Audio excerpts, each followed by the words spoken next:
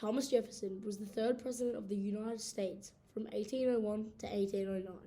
He was born on April 13, 1743, and died on the 4th of July, 1826. He was an American statesman, diplomat, lawyer, architect, philosopher, and one of the founding fathers of America. He was born and grew up in Shadwell, Virginia. He was of English and possibly Welsh descent. Before Jefferson was president, he served as Virginia's wartime governor from 1781 to 1783. He was also the country's first minister to France. He was elected as the third president of the United States on February 17, 1801, after a tie with Aaron Burr. Thomas Jefferson was married to a woman named Martha Jefferson, and together they had 6 kids, but only 2 survived. He did many good things for America in his day, but what people didn't know was the things that he did wrong. He had many notable accomplishments during his time in Parliament.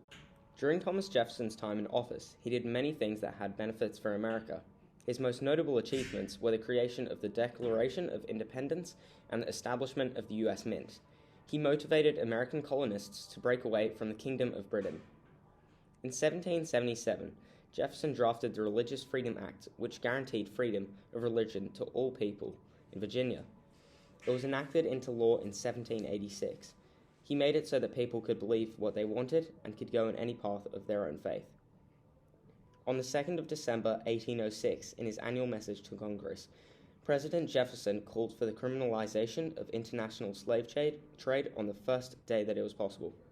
The act prohibiting importation of slaves was signed into law by Jefferson on the 2nd of March 1807, by which no new slaves were permitted to be imported into the United States.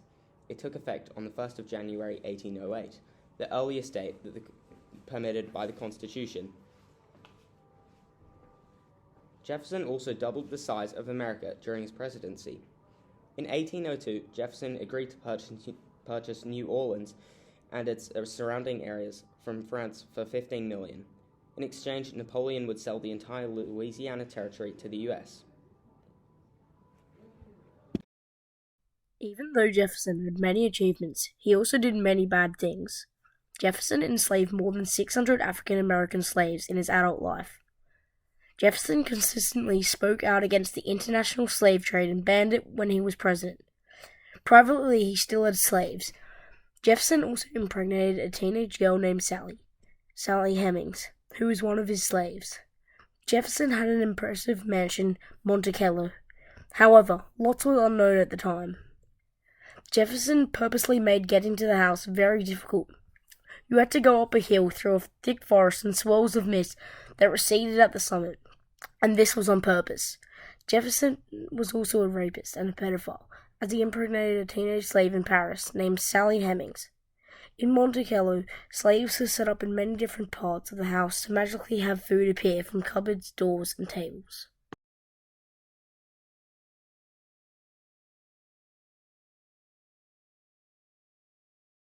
Jefferson was part of one of the major American political parties at the time.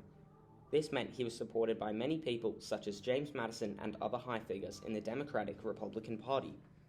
One of Jefferson's closest allies was James Madison, who served as his Secretary of State when he was Virginia's governor. Together, they formed a political partnership and personal friendship. There were many people who benefited from Jefferson at the time, including slaves, as sources say Jefferson abolished slavery. People who would have agreed with Jefferson at the time were people who believed in republicanism, political equality, and expansionism. He inspired many people throughout America due to his many promises and acts, such as writing the Declaration of Independence or co-founding the Democratic-Republican Party. People who suffered from Jefferson being the president was anyone in the early founding days of America who had different political views or had direct conflict and didn't agree with him.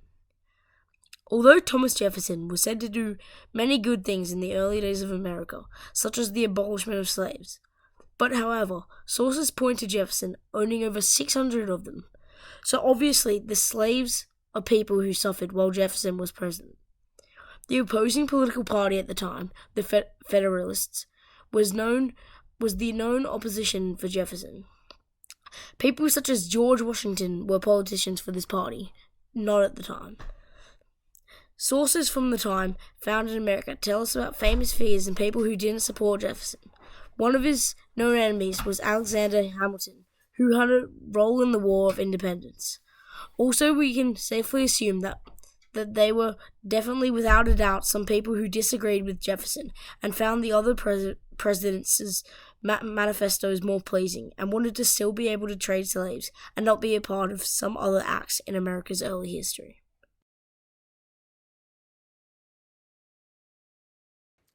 People view Jefferson today in many different ways. Some people view him as a villain for being a hypocrite. He had a famous saying, "All men are equal," but then enslaved hundreds of people. Other people would say that he's a hero for making the Declaration of Independence and creating a new country, the United States of America. People today would praise him and look at the achievements he has, one of them including almost doubling the size of America at the time. Whilst Jefferson has had some remarkable accomplishments, he has also had massive flaws that changed many people's views on him today, one of which is that he owned about 600 slaves. Although this is extremely wrong, many people did it back then, and it's the environment that you grew up in. This doesn't make it acceptable, but could possibly ease the criticism on him.